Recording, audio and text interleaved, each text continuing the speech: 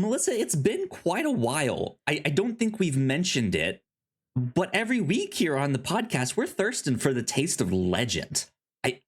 All the time. I just feel that needs to be reiterated.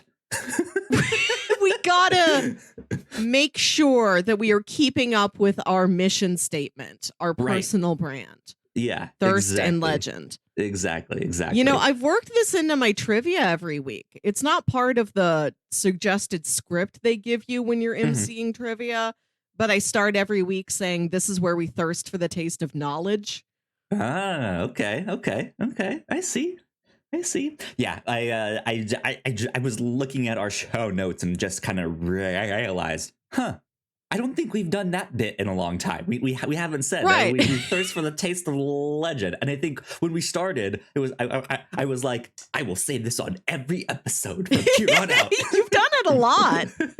I think that's a great goal for this podcast is 50% thirst, 50% legends. Sure, yeah. Sounds great to me. Melissa, how are you? I'm doing okay. How has your week been? My week has been pretty good. I can't complain. It's for me and my job, it's like the calm before the storm. Oh yeah, because it's about to be philanthropy week stuff. So all of the like, hey, give back. This is our like big major push to give back to your alma mater, your school. So yeah, it's the calm before the storm. My partner got me for Christmas a Lego set of a Star Wars droid from one of the video games. It's little BD1. He looks like a little chicken boy. And so I built that this week. She also got me like a set, and I'll have to see if I need to like end up taking him partially apart or not. But she got me a set that I can like wire him up so that like certain lights and stuff turn on for him. So I need to look at that next. But that's what I've been up to this week. That it feels hanging good out, to playing Lego. some video games. Oh yeah, feels real good to Lego. I'd love to Lego more often. I just don't have anywhere to put the Legos I have completed. I'd like if somebody outsourced this task to me. And just like bought you something so you could make it and then you send it on to whoever else. Sure. I'm a task rabbit exclusively for Legos. Sure, yeah. We'll build Legos for food. That's fun. I was at Target yesterday and I saw some gummy candy that is little bricks. Yeah. And they're like, build it and then you eat it. If you build it, you can eat it. Which I didn't like the idea of for my private life, but I can imagine this would be great for a small child or enthusiastic builder of any age. Yeah, they have all sorts of weird gummy candy now you can get. Little gummy tacos, gummy Krabby Patties. I've seen those. Gummy, all sorts of stuff, yeah. Legos. But yeah. Melissa, I think speaking of Legos, today we're gonna kind of bring the nostalgia by drawing Pokemon from memory. Is one of the things that we have planned on the show here. So before we get into that, I just wanted to ask you, what is your history with Pokemon? What were you like super into the card game? Did you have the Game Boy game? What was did you have the neither Hey of You those. Pikachu on N64? No. Yelling at Pikachu, hey Pikachu! I had a weird history with Pokemon in that I was obsessed with the show and never interested in the games, which is not the experience I think of a single other living person. Show only. I bet there were some people out there. But to be into it to the degree that I was and only want that part of the brand, I think is a story perhaps only my own.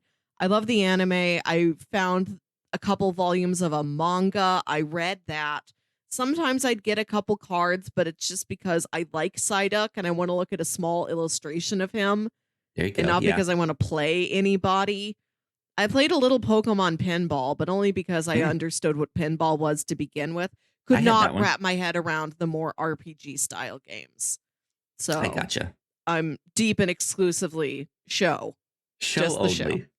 Show only. Okay, that's good to know. Yeah, I was into the games. I still have my red and blue cartridges. I have gold and silver and crystal, and then I think that's kind of where I stopped like buying the games for a while. At one point, I had a ROM of Black and White, which I started and then never finished. And then I've gotten back into them more recently, where I have like Let's Go Eevee and Let's Go Pikachu. I have oh god, what are the new ones that just came out? Pokemon Legends Arceus. I have that one. And then whatever the new one was, I completely am forgetting the name of. That was the more like open world kind of thing. Save it. We'll make this a trivia question this year. Can you name any Pokemon video games past your childhood? We'll save it for our E3 coverage. I guess not E3 anymore since that's not a thing, but still. Anyways, well, yeah, ladies and gentlemen, if you did not know, this is number 270, the Whatnauts Captain's Log. My name is Kyle Springer. I am joined by Melissa Wilkinson. Like I mentioned, we will be drawing some Pokemon here. So we talked briefly about this before we started recording and came on air. So how are we kind of doing this, Melissa? Do you want to explain? First off, what is your medium? I just have a little notebook with paper and a pen. Oh, well, what color pen? A black one. That's all. Okay, well, I have my Crayola Super Tips. Oh wow. I'm going to do this in color. Wow. Do you have coloring supplies? I do not. Why not? When I started to get more like into my high school career and then into college, more of my art became digital rather than like drawing in notebooks beyond like a sketch of like, here's my initial idea, and then I go make that on the computer. So I don't really have any good like, here's my colored pencils or here's my good markers. Melissa, I at one point bought some really damn good markers. Oh yeah. How much do you want to guess I paid for this set of markers? How many? How many were in the set? I believe it was 64. Oh, 64. That probably ran you $125 to $160. Higher. 200. Yeah, 200.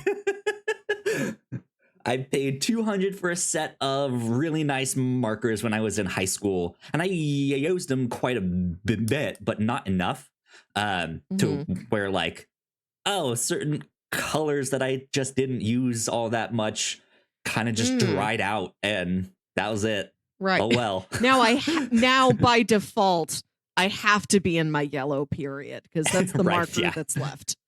Exactly. But yeah, they were really nice markers. I liked them a lot. It feels good to have good markers. I bought a set of like fairly fine tipped markers like a handful of years ago when adult coloring books was the major craze.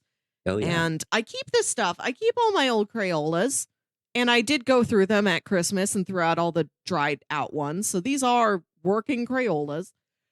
I help plan a family Christmas party every year. That's been one of my jobs is I bring the stack of like supplies and coloring books for the kids. And unfortunately, maybe not unfortunately, I had some little cousin that was really taken with my nice little fine tip markers. And his grandma asked if I could just give them to him. And I'm like, well, I don't know how I say no to that. So I guess those are his markers now. And I have to get new markers. Markers have been re-gifted. She's like, he really likes them. And like, there's always stuff for the kids to play with there. And then like take home gifts and goodies and treats, and some of the kids don't get what stays there and what doesn't. And his grandma's like, he likes him so much. And I'm like, all right, he can take the markers. Yeah. Hard to say no. Okay, so I think what we're gonna do here, we talked briefly about like, what if we just name 3 of them from the first 2 generations? We both draw them and then kind of compare notes. And then we thought of like, what if we do like a third round or like a 4th round that is more of a challenge, where I draw one without naming it and then show you, and you have to figure out what it is. Name that Pokemon. Or like you give me another one to like, I challenge you to draw this one or something like that. I don't know. But we have to come up with 2 or 3 Pokemon for us to draw. Melissa, did you have a favorite? I know you mentioned Psyduck. Is that your favorite Pokemon? My favorite is my boy Meowth, but I have one who we can both see. You do have the Meowth right in the back. There. I got my plushie. My one plushie I've retained into adulthood. I will have one, and it's him. There you go. So we can't use Meowth. We're welcome to use Psyduck unless you want to go for something. Oh, do you want to start off easy? Sure. Yeah. What if we do that where it's like an easy, medium, and hard thing? I mean, the easiest Pokemon to draw is Ditto. Electrode. Pokemon ranked from most to least easy to draw. Right. Yeah. I feel like Psyduck is a good one to start with. I would also be favorite with like, like any of the like starters if you want to do like a Squirtle or a Charmander. Okay, Bulbasaur was always my favorite. Bulbasaur is a good one too. But I like, like how I guess that is the thing of like how easy do we want to go? Because right. Let's do Bulbasaur. Bulbasaur? I feel like he's like the starters everyone has seen a bunch of times, but I feel like he is the most complex of the 3 starters. Sure. Yeah. Yeah, I'm down with that. 3 minutes on the clock? Do we have a timer? I don't necessarily have a timer. I feel like I can pull one up on my phone. I have a timer. I have a timer I use for trivia. Do you want 3 minutes or 2 minutes? Let's do 3 minutes. Okay. 3 minutes on 3 the minutes clock. On the clock. Draw a Bulbasaur. All right. Or it has the time officially started? Yes. Okay. Yes. Just wanted to make sure here. Let's see here.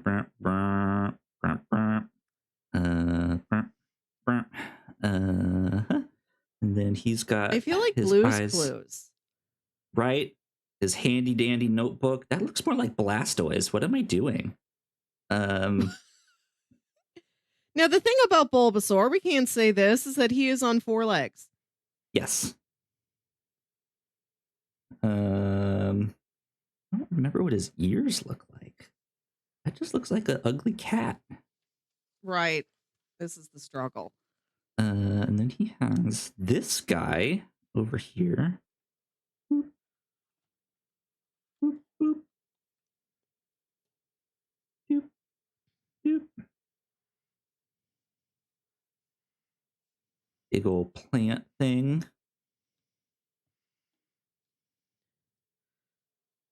So, Melissa, your favorite thing about Pokemon was the show.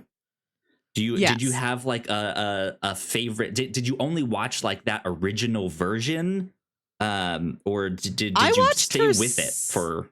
I watched for several generations. I think up to like, I don't know, Master Quest. The name of like the video game generation and the corresponding TV season were never the same, but I watched for like several good years.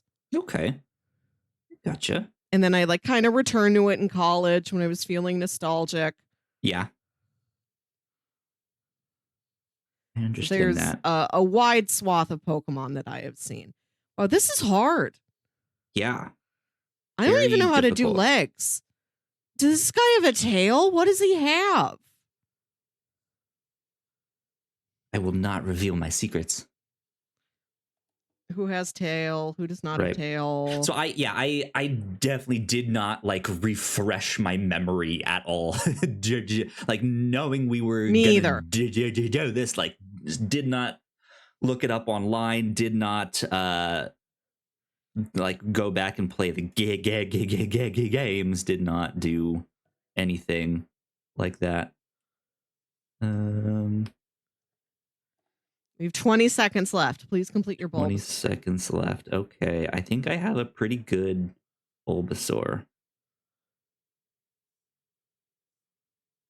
It definitely does not look like Bulbasaur, but I think I have a pretty good Bulbasaur. I'm sure you have a better one than mine. Timer complete. Bulbasaur's revealed. Bulbasaur's revealed. It's hard to see. Oh, wow. Oh, yours is good on screen. Let me see if yours has real personality. He looks so mad, which is part of what I like about Bulbasaur, is that he's like a little bulldog. Right? Little plant dog. It's still not in focus. That's the thing. And once I get back, it's like the light is blocking it out. Mine is giving real ferocious beast from Maggie and the Ferocious Beast. He has a big, like, evil smile with a big old pink tongue. Yeah. But hey, we both got not only the big plant on his back, but then the like colored spots on his skin. Right, he's got that. Little triangles. Yeah. Can I feel like we should pull up pictures of these at the end. Yeah, I'm looking at him. Gosh, Bulbasaur's the best. Look at him. Let's see. I'll pull it up now. Bulbasaur. Okay, so he doesn't have a tail. I couldn't remember if he had like a little nub or not. Bigger, cuter eyes. Let's see here. Let's pull this guy up on screen. He does have little fangs. I was like, I got to get in the little fangs and the like little pointy nubs for his ears. Yeah. I even had the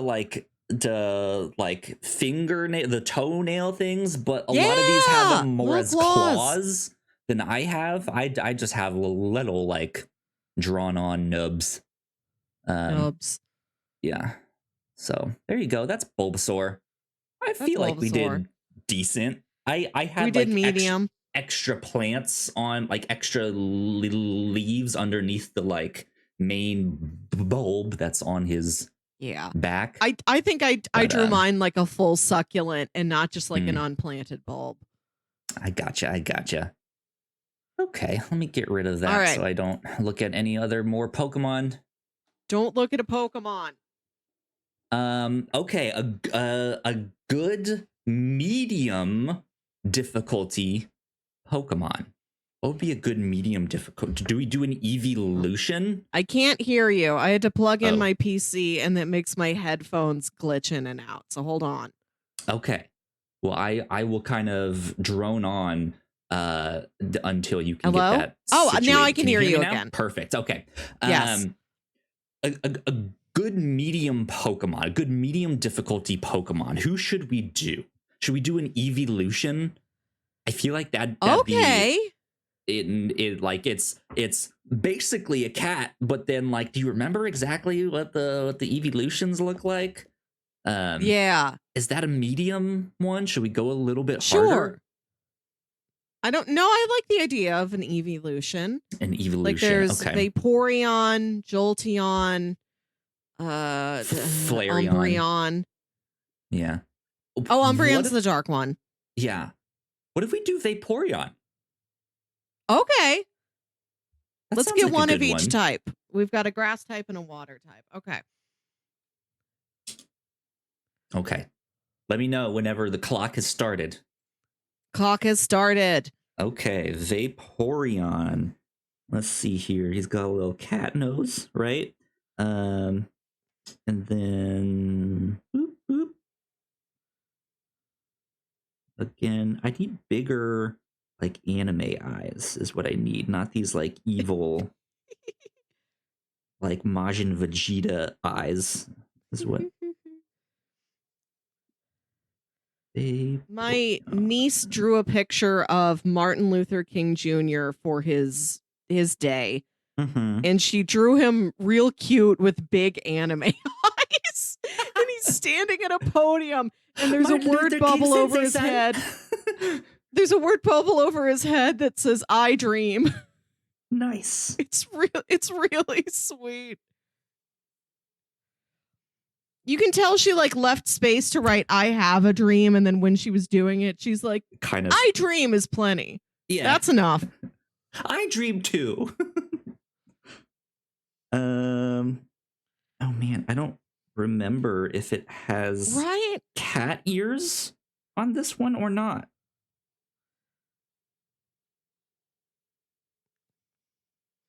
Man, I should have brought more paper. I wind up doing a rough draft on all of these. Would I have to remember how shapes go? I don't draw in my everyday life. I think this guy has that thingy. And then I don't know what's on that, but I'm going to just do that, because why not?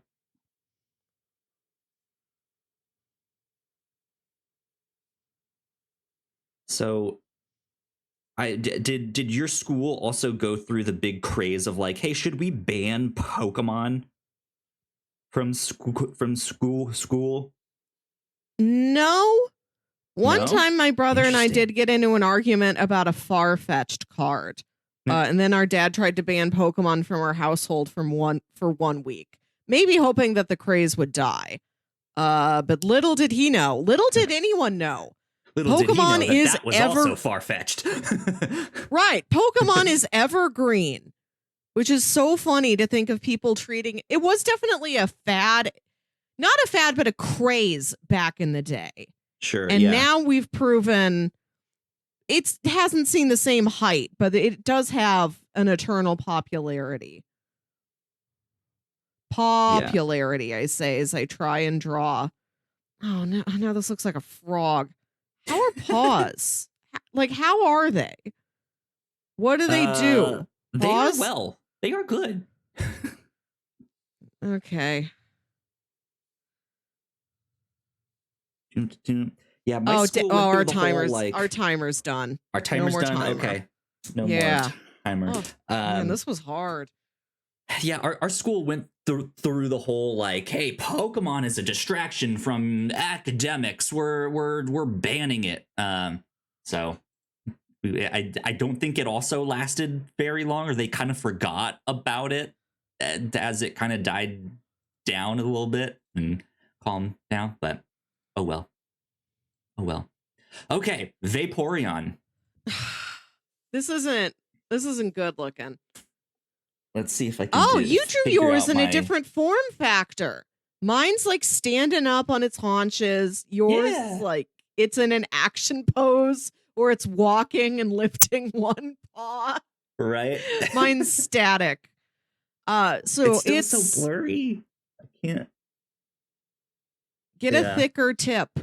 Yeah, that's what I need. I need like a pen Sharpie. Too thin. Yeah. See, I seemed to remember Vaporeon having like a lionfish mane, like something that's like a lion mane, but also kind of fishy, and like sort of a fishy ridge, like along its tail, and like a white belly. And let's see if any of that's actually true. Yeah, I know the lion mane thing is more of like, what if it was a lion's mane but fins? We're both right. It is both of the things. You and I each drew one aspect of its face. I got horn like on the middle. Not horn. You got the like side ruffles, and I got the like Shakespearean clown ruffle that goes around its whole head. Yeah, we each combined one part. Screen here.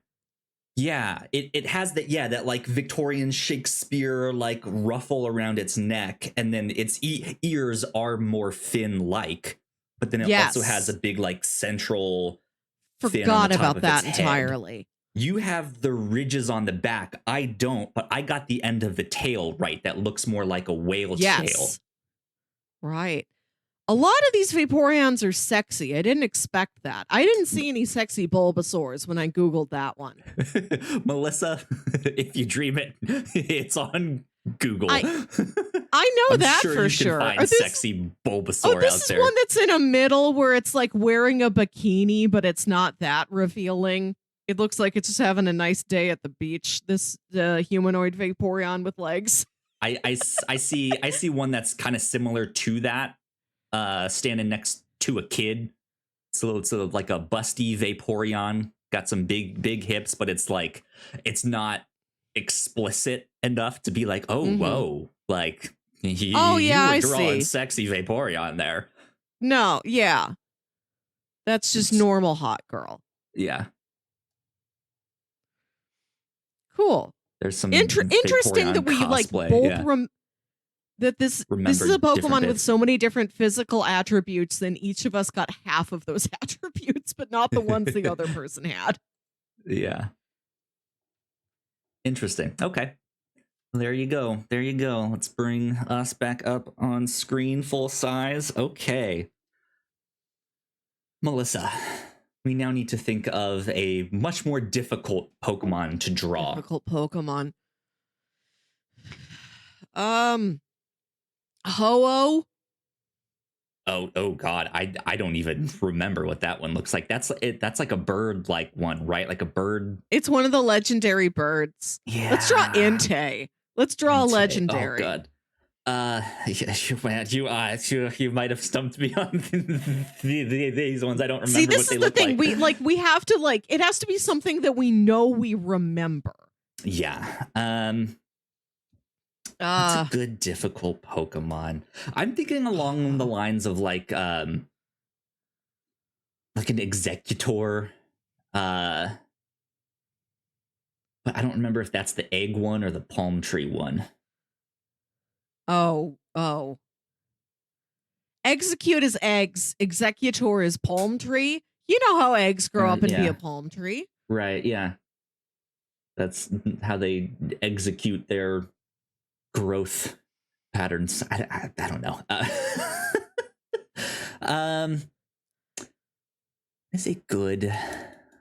Do I dare? No, I can't Google. See, we're not allowed to Google this. That's why we're right. If we can't Google, we can't see any photos. Good Lord, what if we do Mewtwo? How hard is Mewtwo? Mewtwo might be easier than Vaporeon. Yeah. I feel like he's a little easier than Vaporeon. A Magmar. A Mr. Mime. Magmar's not bad. I don't think he's super difficult, but I kind of remember him enough, I think. You kind of remember Magmar, right? We definitely saw Magmar, but he was nobody's favorite. But I also don't what does he look like again? Magmar. Does he have Why not Magmar? Nobody loved Magmar. Yeah, right. Nobody loved him. Nobody thought, oh, he's so powerful. He was just sort of medium. Magmar. I don't think I've even ever heard of some kind of strategic play. I need to farm Magmars and find a shiny Magmar so I can do a certain special move to do this one thing and then switch him. And what? No. Everybody hates Magmar. Oh, how did I? Sorry, did you get stuck on something there? Oh, here. No, I accidentally deleted my 3-minute timer. Hold on. Okay. 3. Right, there we go. Magmar. Magmar. You ready? I am ready. All right, let's draw Magmar. Okay. Starting now. Now? Okay. Okay.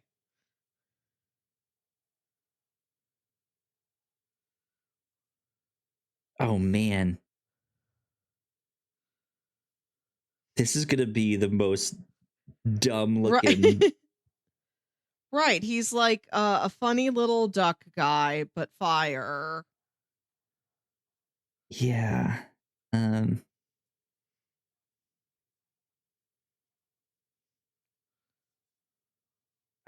How do I draw a duck bill? What is that? What did his arms look like? Did he have hands? I'm gonna draw These are the questions we have about a Magmar. Anime eyes. Cute anime eyes. Even though I know they're not cute. God, this is awful. This is not what it looks like. For every one of these, I need a rough draft and then a final draft. Okay. So then, what does his tummy look like? Let's do that. Let's do that. That. Draw tummy. That. Yeah. We're on to tummy mode right now.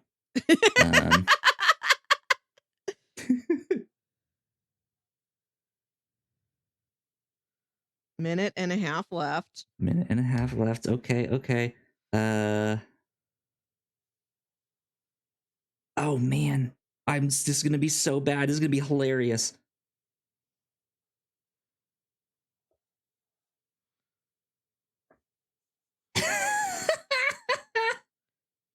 Draw tummy. Oh my god. Oh my god. I'm panicking now. Right. Oh, did he have a tail? I think you draw a Donald Duck, but he's on fire. Does he? I'm just gonna give him like steam coming off of him. Steam's a good choice. He's steaming. I feel like he has these things all over his body. I don't know what they are. Wow, I don't know what else to add to my Magmar because I'm at a loss for what Magmar I've got looks more like. I can do. I have colors. If you had colors, you could draw them. I don't know. I have a good orange somewhere. Here we go. What's our time though?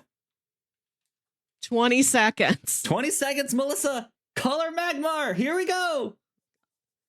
He's got to be a fire.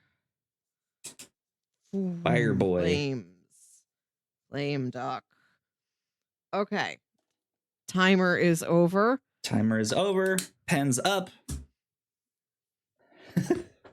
Hot Magmar reveals. Here we go. I have like a little Sasquatch looking. Yours is thing. Cute.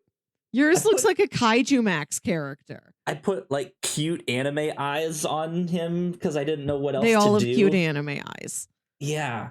Yours is more like an actual duck, it looks like. You have the like yellow like duck feet in there. Mine looks a little bit more like a Sasquatch, a big bird almost, where it's like it's not because I remember him kind of being made out of like molten rock, and so he has these like jagged like not scales, but I don't know. I don't remember. So now we need to look up Magmar. He looks very different. He has a lot of attributes I forgot about. He has like a weird choker and anklets. His arms look like Godzilla arms. He has like a big Godzilla tail. He's like a fire Godzilla, but also kind of a duck somehow. Yeah, he has the duck bill, but he looks more like a Godzilla. He has a tail. The end of his tail is on fire, but then his brow he is double cheeked up on his brow. He's like got this fiery forehead butt. Which I don't know if he has like a butt in the back. So instead his butt is on his forehead and it's on fire. Hey, but do she got the butt in the back? Let's Google Pokemon butts. Safe search. Oh God, yeah, we royally did not remember. Man, but Magmar who did? All. Who could do better? I thought I was gonna Google Magmar and Google would be like, "Are you sure?" Like, nope, we're gonna dust off the Magmar files. Nobody's looked at him in a long time. Nobody's ever searched for this before. Congratulations, Magmar.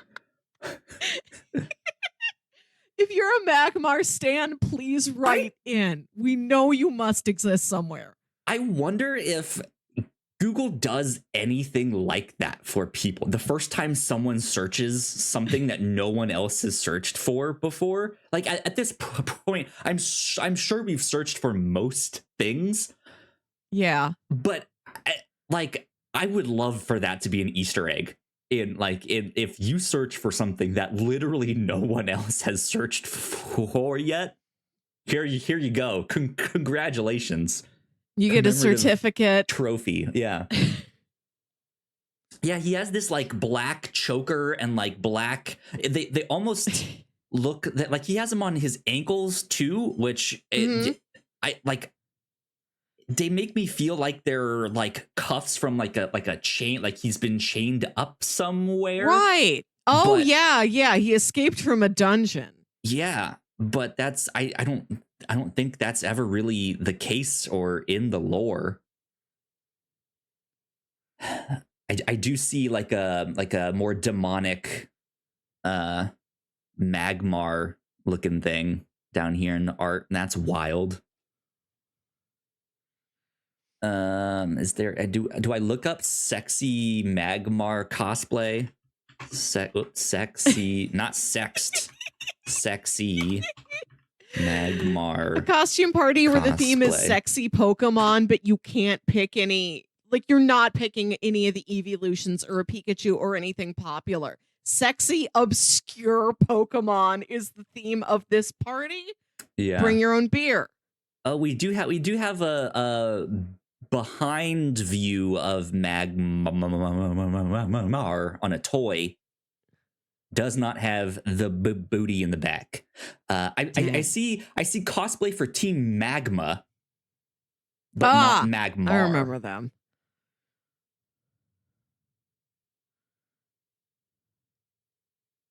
And the only one image that I feel like I could really consider, like, oh, that's sexy cosplay. But that's also because they're lifting up their shirt to reveal that they have on a Pokemon bra. So, I don't know. It's just two Pokeballs. Wow. Absolutely failed at Magmar. Show us who can do better. All right, now we are going to challenge each other to other Pokemon. Yeah, so are we doing the like I challenge you to draw this, or are we both drawing one? Just like I'll draw something, and then you have to guess what it is. Yes, let's pick more obscure Pokemon, but still in like the first like 2 generations. Okay. And then we show it to the other person. And they have to name that Pokemon. Some stuff for this. Are we allowed to look up stuff for this one? No. You can't have a visual aid. If there was a place we could go that's just a text list of Pokemon and no pictures of them. But I don't think there's a text-only Pokepedia. Everything's got at least a little sprite there. Yeah, even if you Google it, I'm sure images will come up. Be like, you want to look at images? Here you go. Okay, let's see. In that case, let me exit out of that. What would be a good Pokemon? There's one I want to do, but I don't know enough of like what it looks like to really nail it. I'm gonna start mine. We won't time this one because you also have to have like brainstorming time as well as drawing time. Okay. I'm okay. I think I have the one that I know that I'm gonna do here. I'll start with that. Let's see.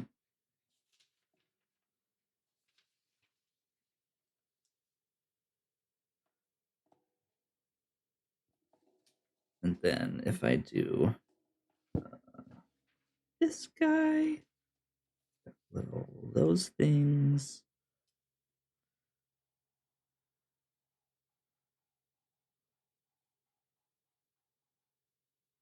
Oh, I did that bad. I did that poorly. Oh my god, this is already a mess. How do you connect that? How do you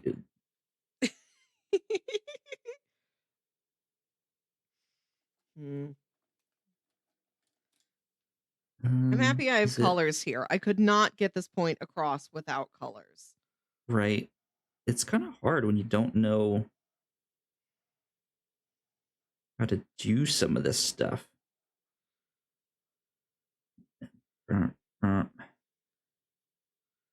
This one's angry.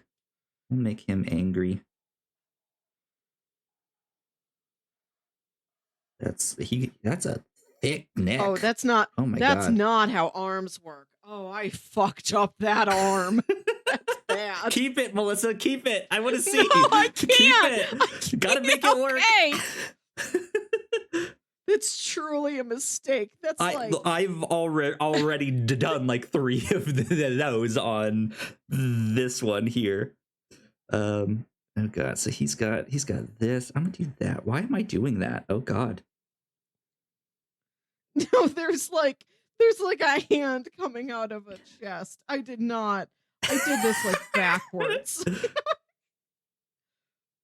Okay, let's see. How do I do this other foot without repeating the same mistake that I made on the other foot? That's what I want to know. Do that. This guy is kind of claw-like. Oh, that's even worse. Oh my god. I'm just, you know what? I'm just gonna kind of draw over it so no one knows, and then. Right. I think I'm close to done with my little weirdo here. Are you ready to reveal? Almost. I can't fix this arm from here. I just drew a hand completely backwards, and I can't make up for it. You guys have heard of Fat Pikachu, but get ready for Fat something else. I think. Okay, are you ready? Yeah. Ready? 3, 2, 1. Can you see? Look at your chonky Zapdos. Yeah, that's a cutie. Zapdos. And then you have it's Hitmonlee, or is it's Hitmonlee or Hitmonchan? I don't remember which one is which. I think this one's Hitmonchan. I think Hitmonlee was. These two Pokemon always confused and upset me because they're like just humanoid enough, but you can't clearly tell what other stuff is mixed in there. They're just like karate golems. What do they do? Yeah. I think Hitmonchan is the punch one. I tried to draw Hitmonchan who wears like a funny little tunic. My only reason for maybe having that be Hitmonlee is Bruce Lee. I think that's kind of who they're pulling on. I know he's not a boxer, but this one is Hitmonchan. Hitmonlee is the kick one. Yes. I don't know why they're named this. But like it's even more preposterous when I Google it. This creature is wearing like clogs and a little like cheerleader uniform in a beautiful shade of lavender. Its head looks like a Groot. It's got weird big shoulders and it punches. That's Hitmonlee, and then what's Hitmonchan? What is this thing? It's just like Punch Groot. It's like Punch Groot wearing like a cute tennis outfit. There's a YouTube video of how to draw Hitmonchan. So we all need the help. Yeah. And then Hitmonlee is just like Hitmonlee, side by side. It's like a frog. If you took up. It's a frog that's like born deformed, and then you made it kick. I think they're supposed to be leg warmers, but it looks like they're like extendy straws, like extendy straws, like the bendy straws. It's the bendy part of the bendy straw. Just like Bump, just like Brown Bump has eyes. It looks like a cryptid. He just is muscle. Like he is just like it's what one muscle. If I were to take my muscle out, like I feel like that's what he would look like. And make it a little guy. Yeah. What are these? Hitmonchan, I think top in my book for most baffling Pokemon designs. What is hot mom? What is Hitmon Chan based on? Like Hitmonlee, Hitmonchan is a fighting type that is based on the famous martial arts actor Jackie Chan. Sure. You know how often he boxes. I guess. He's got the like Vegeta like shoulder pads that like spike out to the side, but is in a skirt. Like I said, cute little tennis outfit. This is Challenger's style. Is there a movie where Jackie Chan is like in a cute little tennis outfit and skirt and like beating people up? A little lilac outfit. I don't think so. Is Hitmonchan the original Japanese name, or is that something a confused American translator named this? I don't know. I'm not sure. I do also see an image. Now, remember when we read that time I got transformed into a slime or whatever it is? And that time I got reincarnated as a slime. Right. Yes. Thank you. And he would like sit on a girl's lap, and the girl would just like put her breasts on top of his head, right? Like the little slime head. Right. I'm just using you as a pillow. There is a picture of that like sexy Hitmonchan with big boobs putting them on someone's head. Dumb. I like the little boxy one that I see there. It looks like something from Minecraft. Interesting. What? Huh. What is it? What is it? Hitmonchan is a mystery. Hitmonchan is just a... I've never gained more understanding. I'm as confused now as I was when I was 9 years old. Right. I'm going to Google most confusing Pokemon. Maybe they've added more. Interesting. Well, there you go. We have successfully drawn Pokemon. Let me at least pull up some big quotes around successfully. Major. Oh, I'm not. Oh, go to images. What am I doing? Let me pull this up on Pokemon screen. Designs, not Pokemon evolutions. I'm not looking at that right now. See, I was going for this kind of look here that I have up on screen, but my beak is not long enough. He has he's much more chubby than the one on screen. This is like a very thin bird, almost looks more like a hummingbird, but like real jagged wings is what it should be. Oh, right. There's those other karate guys they added who look like they're they look like they're stained glass Muppets wearing karate gi. They look like a Bert and an Ernie, but they're like wearing outfits for a tournament. They're going to fight you. What are those? No idea. The world may never know.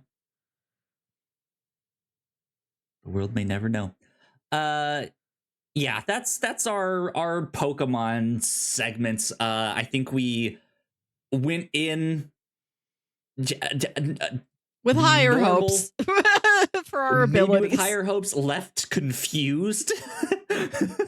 Yeah. But that was fun regardless. So I say we take a quick break for some housekeeping. When we come back, we will have a pop culture lightning round, talk about some movies that we went to go see, so on and so forth. I also do have a what the hell were we talking about segment that we can get through real quick. So still some more fun things for us to chat about. So we will be right back. Thank you so much for checking out this podcast. We hope you're enjoying it. If you didn't know, we make multiple different shows here at the Whatnauts, and a lot of hard work goes into making them, so we would love it if you check them all out. But none of this is possible without your support. Head over to patreon.com/thewhatnauts and you can get access to over 40 hours of exclusive content, including our Patreon first podcast, The Pilots Club, when you sign up at our $3 tier. Of course, there is a free version of the Pilots Club available, but episodes are exclusive to our Patreon for 2 years before they hit the free feeds. If you're interested in buying merch, we have shirts, hoodies, mugs, and more for sale over at thewhatnauts.com/store. Another great way to help us out is by subscribing and leaving a nice rating and review on your podcasting app of choice. You can also subscribe to our YouTube channel for video versions of the show, trailer reactions, and live streams. And lastly, you can always find out more information about the shows we make on our website, thewhatnauts.com. All right, we are back. Once again, a big shout out to all of our Patreon supporters. Thank you so much. Thank you. We love you. It means a ton. We appreciate it. Over on the Pilots Club, this month we got to talk about the pilot episode of Shogun. I don't think since last week's podcast on the review show, I don't think I've watched any more since then, but it's a really damn good show. I am enjoying it a lot. But go check out our conversation on the first episode of Shogun.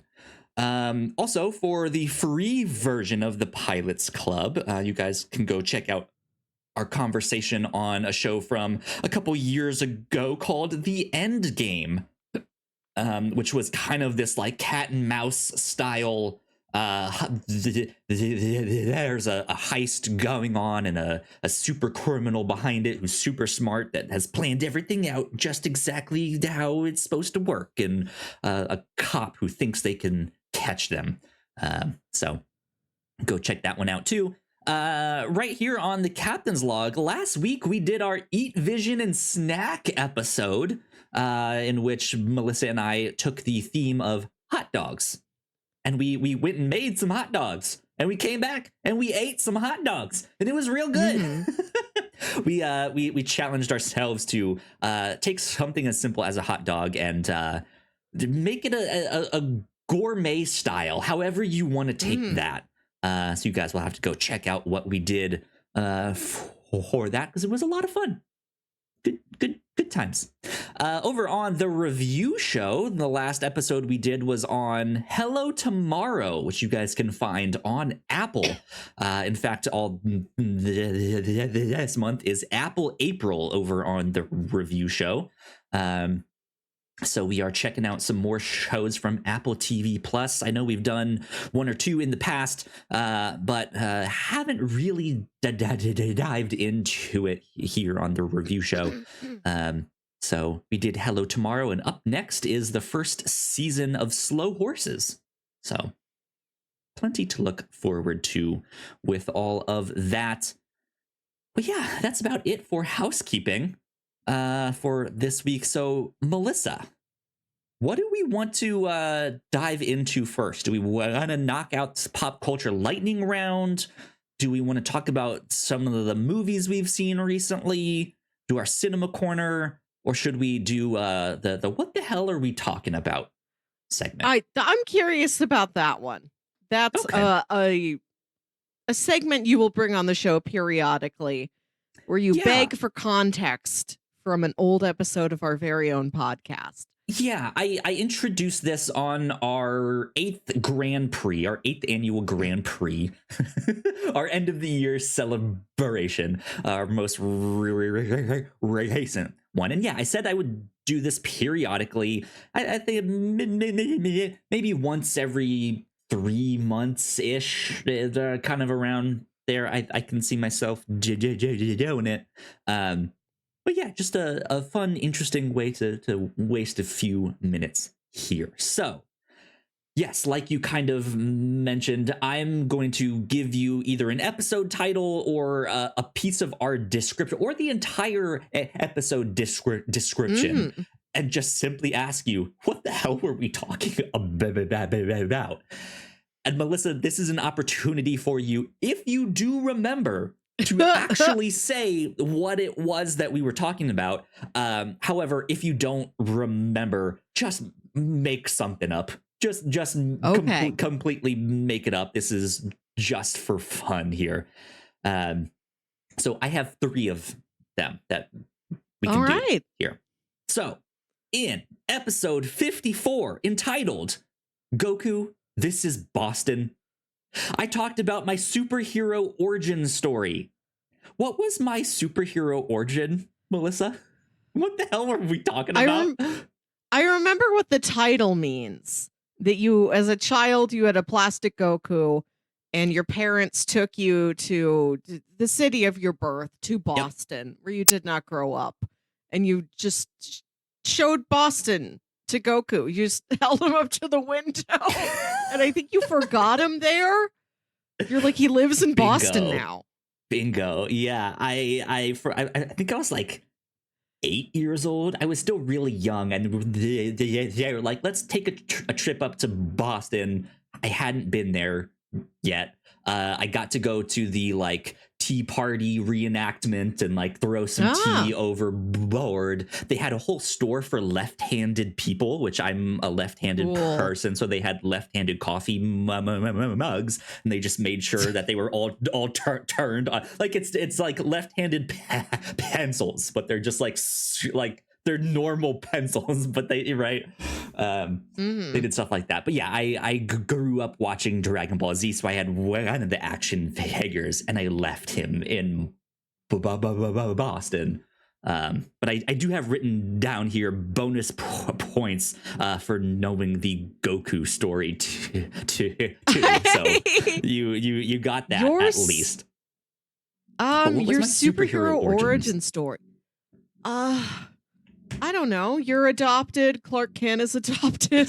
Is that it? It was not. This is one that I actually do remember what it was. I was on a road trip with a friend of mine to Ohio. We were leaving Virginia. We got stuck in traffic. And while we were stuck in traffic, there was a car next to us, like a red convertible, and this guy was on the phone, and you could tell he was angry, but he looked like sleazy businessman from the 70s, like kind of balding on the top. His hair was a little bit longer, like the patch that he did have around his head was a little bit longer.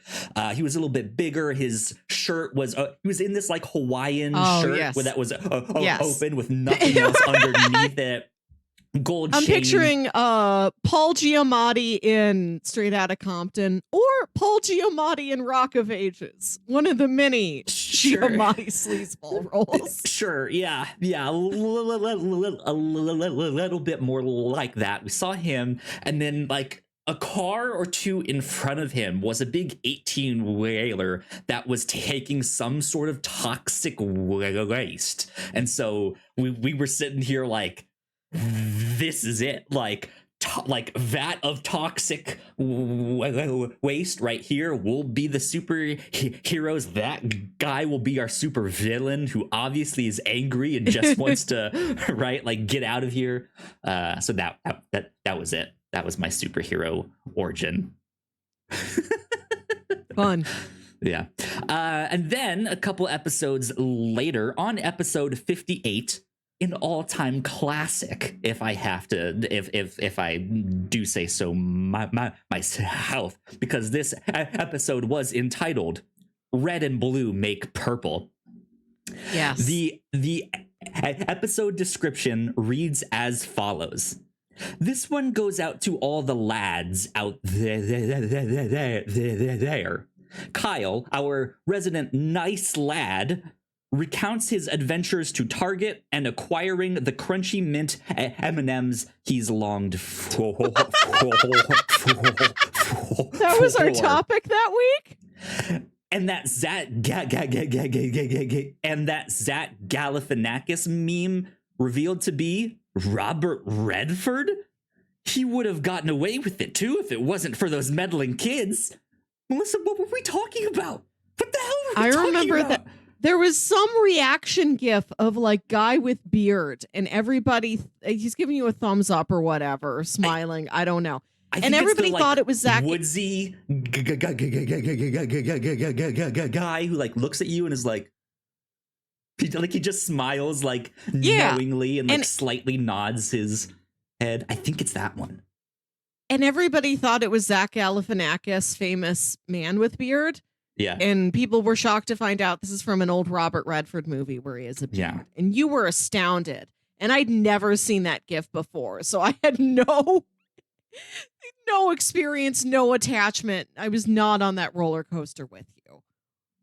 But why did we dedicate the podcast to all the lads out there? Did my mom call you a lad? I feel like my mom referred to you as a nice lad. Kyle seems like a nice lad. It's I want to say that's it. That's funny. And then, in another classic episode, this time, episode 74, entitled, My Parents Met Kanye Without Me. Our episode descriptions... Our episode description mentions Melissa had an idea never before seen in podcasting. What was that idea? I remember this. Yeah? The idea was, me and my brother Jams had this, that we were going to drive to Richmond, Virginia and do a podcast docuseries where we pick you up and take you to a parking lot and teach you how to drive and record the whole thing. Well, Melissa, still on the table. You have the opportunity. You can do the podcast docuseries on 33-year-old man learns to drive, and it can be instructional. Other 33-year-old men who don't know how to drive can play this for themselves for inspiration and education. Yeah, you can play this on the podcast as you're in the car to actually... Funny. That's funny. Well, there you go. That is the what the hell are we talking about segment. That's good. Trip down memory lane for sure. Mm-hmm. Let's do our cinema corner. Melissa. Yes. What have you been watching? I've been to the theater a couple times. I saw Monkey Man. I see that you also did. Yeah, I have that one on my list too.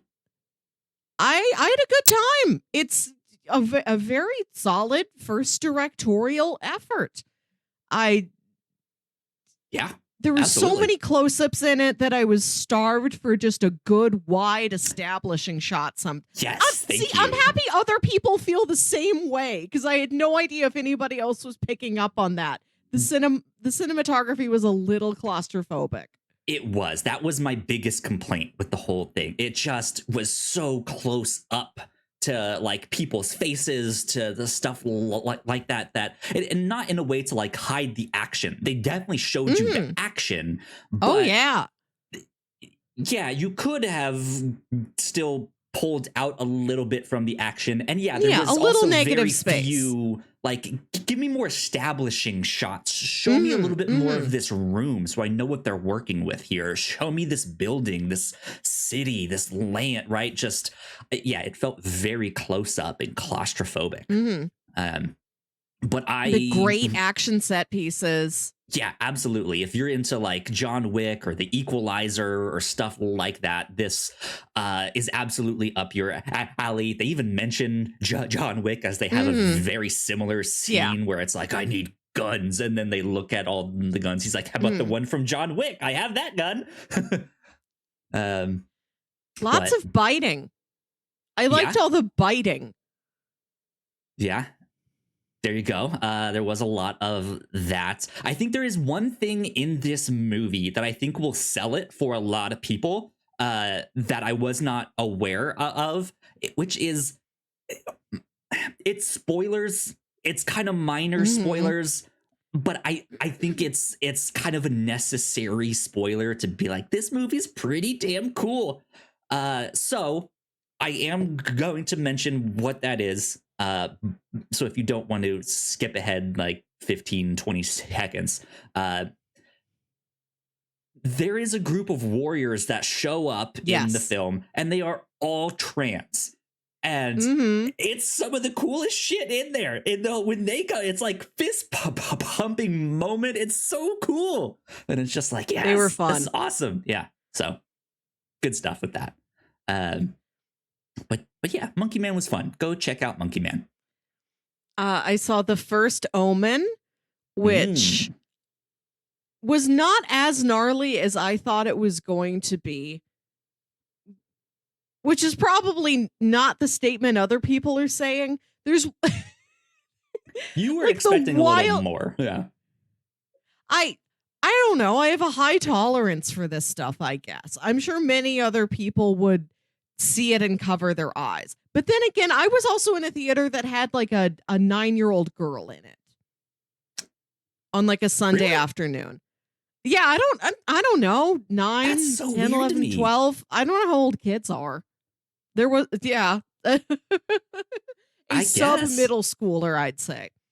I mean, look, if your child is into that stuff and you as a parent deem it's okay and they have the mental and emotional capacity to like understand and know that stuff and write and like not have it affect that, then sure, yeah, why not? But it's still like 9 years old in that movie, huh? Okay, here I am, 30-something years old, and I'm like, nope, too scary for me.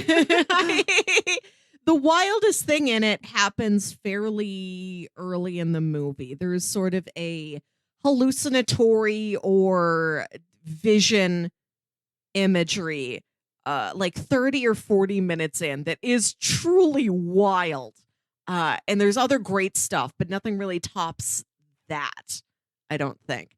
But I really wanted to go see it for Nell Tiger Free, who I loved in Servant. It's a wonderful showpiece for her. She's a great transformation sequence in the movie. Cool. Good stuff. And last night I went to see... Can I jump in there? I went to go see Late Night with the Devil. As someone who's not super into horror stuff, I thought this one was fine. Not really anything that was super scary. I think the thing that stood out for me is just stylistically, I loved this. It's a great concept. Incredible. Yeah, absolutely. It was short. It didn't overstay its welcome. Of course, there are scary bits and moments in there. And the way they, because it is the like live showing of this late night show, but when they break for commercials, like it's not just a cut to the next scene and we're back to like the camera continues to follow them, but they also do something stylistically different. It's not the like what you see in the like it goes to all black and white and does this and that. It's fantastic. Yeah. Cool. I liked it a lot, but it's also I don't think it's necessarily the best story out there. It's just, man, stylistically, it's just so cool. Yeah. So, that can do a lot. Yeah, absolutely. So please continue. Last night, I went to an early screening of The Ministry of Ungentlemanly Warfare, the new movie from Guy Ritchie. Yeah. I'm constantly chasing the high of The Man from U.N.C.L.E. I will watch anything that is vaguely reminiscent of that movie, which includes the whole subgenre of Henry Cavill punching things. Sure. This is more of a Henry Cavill shooting things movie. Yeah, sticking his not tongue a lot out of and fists. Shooting things. Truly wild. There's a man in this movie. I didn't catch this man's name. He makes Henry Cavill look small. It is the biggest man I've ever seen. Is it the guy who he was in Titans? He played Hawk, and then he's now playing what's the show that all the dads are watching? What, Yellowstone? Reacher. What's that guy's name? I don't know if it's Reacher, but it is a guy who might be in the same Reacher mold. Please, I was talking to my friend over the credits. I didn't like look up in time to catch this guy's name. Let me see here. But every time he was him. on screen, what's his name? Alan Richardson. He played Anders Lesson. Yes, that's that guy's name. That's him. He's huge. Every time he was on screen, my brain would freak out. It'd just be like, what the hell is that? How did that happen? How'd you get so big? It's like constantly being shown the Grand Canyon for the first time. Yeah, he's ginormous. I reacted to him like a natural phenomena. Yeah. We saw him when we watched season 1 of Titans. He's in that. He's still big, but he's much smaller at that time in that show. And he's been campaigning to be the next Batman in James Gunn's. Like he's like, I want to be Bruce Wayne and Batman. Stuff like that. So there you go. Had fun. Cool. Quite a romp of a film. Everything has the energy that it's a double entendre.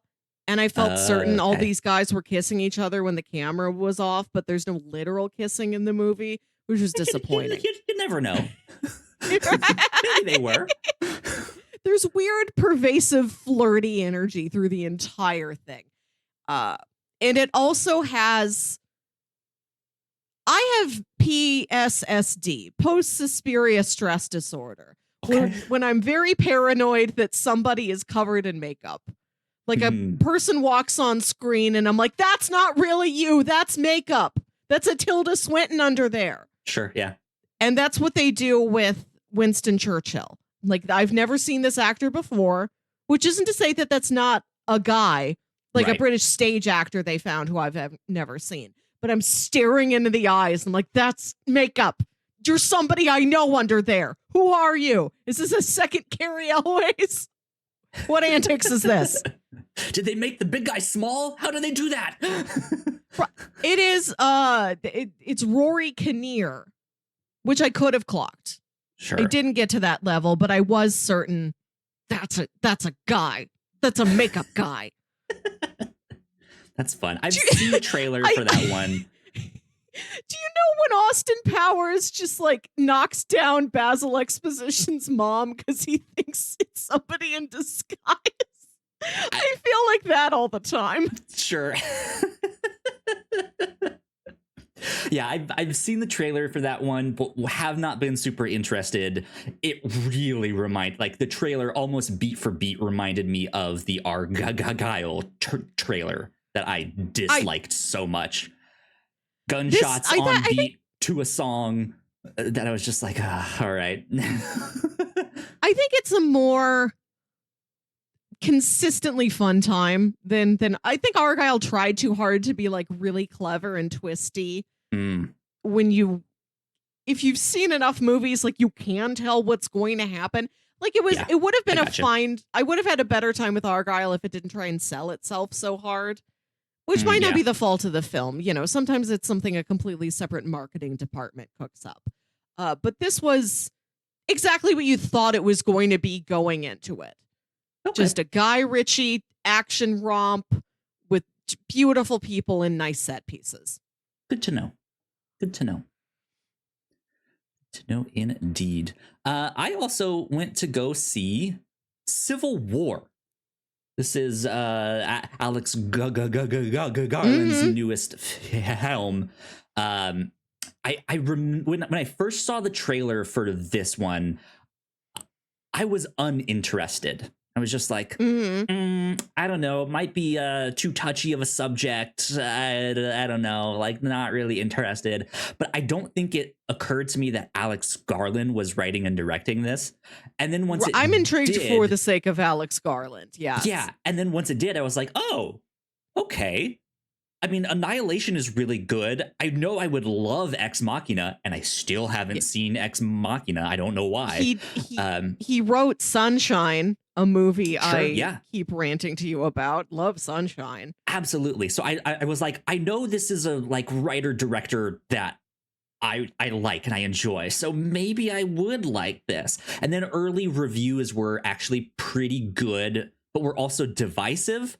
But one of the things I heard, like, it's not really about politics. Like, like, it doesn't really focus on what the politics of each side of this civil war are. It's more so a movie about journalism. And at that, I was like, oh, okay, interesting. So yeah, I went to go say this, expecting this to be a very intense, very harrowing experience. And it certainly was, but not as much as I was expecting.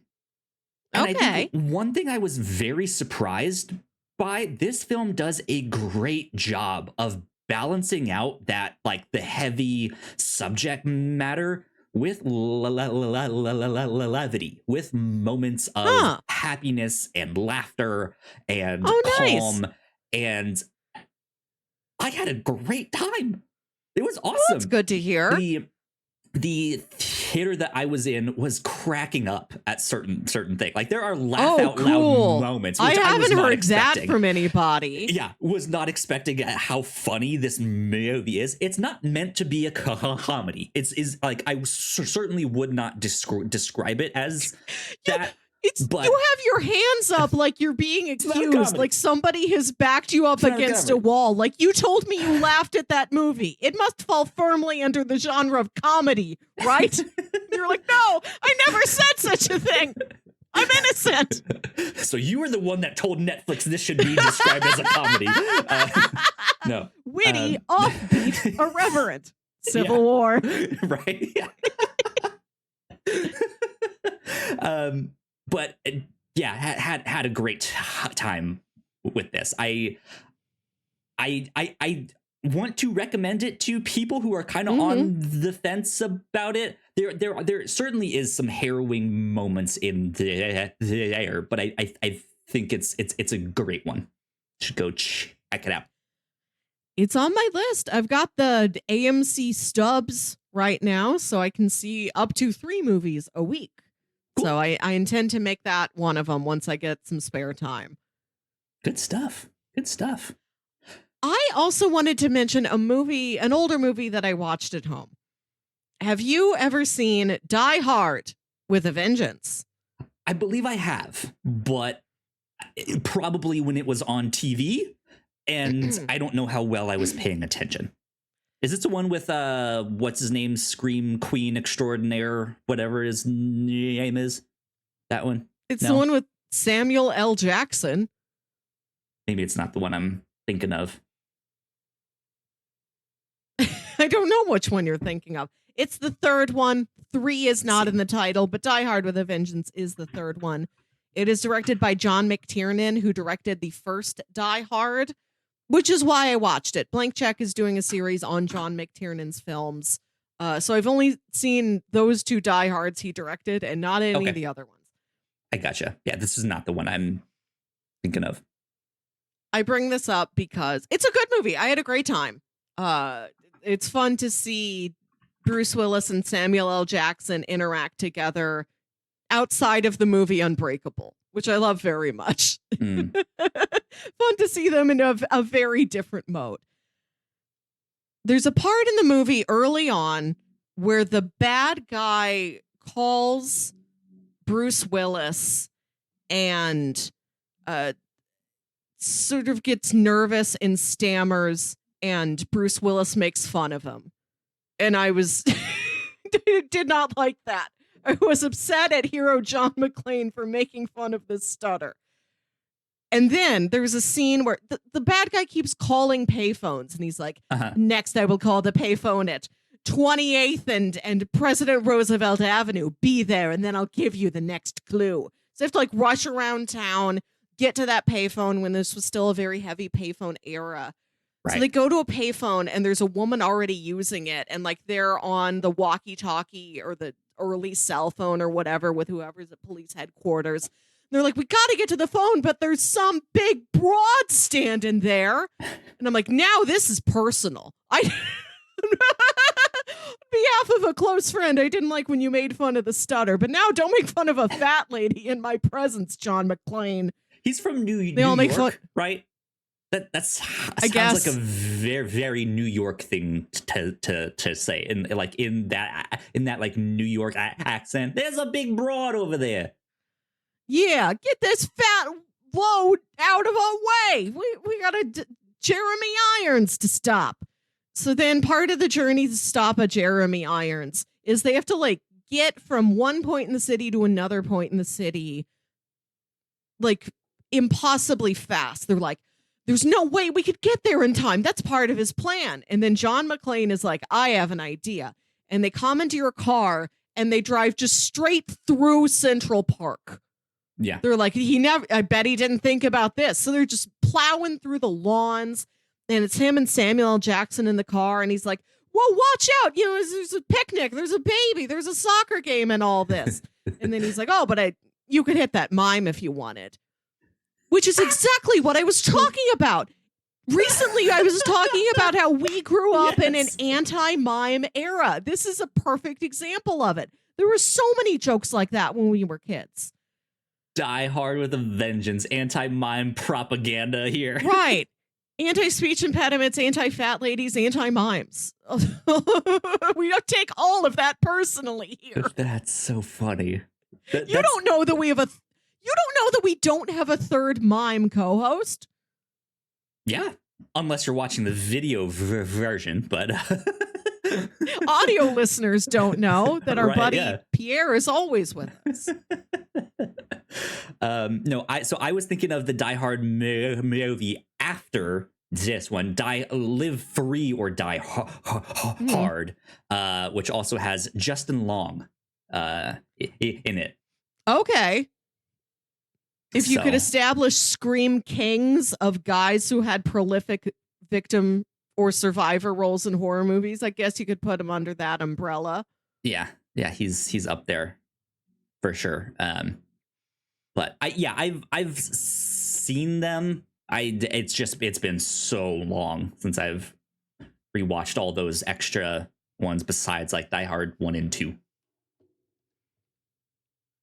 But there you go. Anti-mime propaganda. Who would have thunk? Didn't like it. Who would have thunk? We need a movie about a mime who saves the day. Mime trapped in building. Mime stops terrorists and burglars. Well, let's get on to our pop culture lightning round here so we can wrap up the show with this. First and foremost, a big get well soon to Keanu Reeves, who apparently fractured his kneecap by tripping on a rug in his trailer. It happens to the best of them. New movie, yeah. So get well soon. At least he is alive and well, unlike the big giant Gundam in Japan. They are shutting down the big moving Gundam in Japan, which really sucks. Because I'll never get to go see it. So is it still going to be there, but just be stationary, like when an escalator becomes stairs? I don't think so. I think it's going away entirely. I think so. I don't know that for sure, but that was the vibe that I got, that they were like taking it down. Beans. So, oh well. But in better news, Invincible Season 3 has been confirmed. I just started catching up on Season 2, so I'm super excited about that. That show is continuing. Again, Melissa, you would love that show. I think you should check it out eventually. I don't like that kind of pressure. Well, Melissa, don't check it out then. Just do whatever you want. Reverse psychology. I've realized I've gotten to the point where I am perfectly happy to accept film recommendations. But if somebody's like, recommends you would a show, love, yeah, right, you absolutely have to spend 20 hours of your time on this thing. You would love it. You're depriving yourself if you don't set aside the 20 hours to watch multiple seasons of something. How dare you recommend a show to me? I'm sorry. I've realized that's like an agitation stressor. But the next good news, Julia Garner has been cast in the Fantastic Four as Silver Surfer, as the Shala Ball character, who, from what I understand, is the wife of the one, the one that is usually the Silver Surfer. I don't remember his name. Norrin Rad. Thank you. Yes, Norrin Rad. That's correct. So yeah, that was some interesting casting news on that. I'm excited to see her in that. I know I saw her in Ozark. I only watched the first season of that, and I know she's been in a few things since then. She seemed like she was a very capable actress. So cool, good stuff with that. Last but not least, CinemaCon. Melissa, should we have been paying attention to CinemaCon? It seems that CinemaCon always has been a circumstance under which important information is released, but it's only been recently. Perhaps in the in this era where perhaps it's more difficult to get things to happen at a Comic-Con or a D23 or something, whether it's due to like COVID constraints or strikes or things not being available. There's always guaranteed something important that they're showing off at CinemaCon, which is a convention, more like a professional expo for cinema distributors and exhibitioners. This is when exhibitors. Right. This is when studios show extended movie clips. Like here's like the first 20 minutes of Deadpool and Wolverine. They'll show it to people who run movie theaters. Like, huh? Right. Why don't you book like a whole set of screens for this thing? Which is exactly how E3 got started. E3 was meant as like, hey, let's talk to the people who own stores so we can do business with them. Here's our new hardware. Here's our new game. We'd like you to buy 20,000 copies of this one thing, right? And then slowly but surely the press started being in bigger announcements, and then fans and stuff like that. But yeah, no, I think a couple years ago I mentioned CinemaCon here on the Captain's Log kind of as a joke. I think there was like one announcement thing, and I was just like, why would they announce this at CinemaCon? Who's heard of CinemaCon? Like, and that was your professionals exact thing, right? You were like, yeah, well, this isn't for you, Kyle. Like, this is for the people who own not for us peasants, theaters, only for the cinema lords. But Greg Marcus and company. I feel like this year in particular, I kind of blinked, and there was announcements and trailers and extended clips being shown at this thing in a way that was exciting. And I was like, wow, like I feel like I should be paying attention to this. So to name a few of the things, and this is by no means all of the stuff, we got new Captain America 4 and Deadpool and Wolverine footage showed off. And Thunderbolts got a new logo, which is this like very plain font with an asterisk on the end. I've seen that. We will explain the asterisk. Like, it's on there for a reason. Intriguing. Interesting for sure. We got new trailers for Mickey 17 and Joker 2. I don't know how to say the subtitle of that one. Foyadu. So yeah, we got new trailers for that stuff. We got new or extended clips for Furiosa, for Beetlejuice, for Ballerina, the John Wick spinoff. We got an announcement of a live action adaptation of Teenage Mutant Ninja Turtles: The Last Ronin, which is like a future post-apocalyptic story where only one of them have survived. It seems to be a very popular graphic novel. I know there's also a video game in the works on that same story. They announced a sequel to the animated Teenage Mutant Ninja Turtles Mutant Mayhem, a new scary movie installment. The like nice scary, right? Like what? There's a lot of material to work with. I never followed those things, but I feel like we have been through a great period of horror cinema especially reboots. Like they could, like, this is their era where they could do like, it's the reboot of Scary Movie, right? But could be the right time for it. Yeah.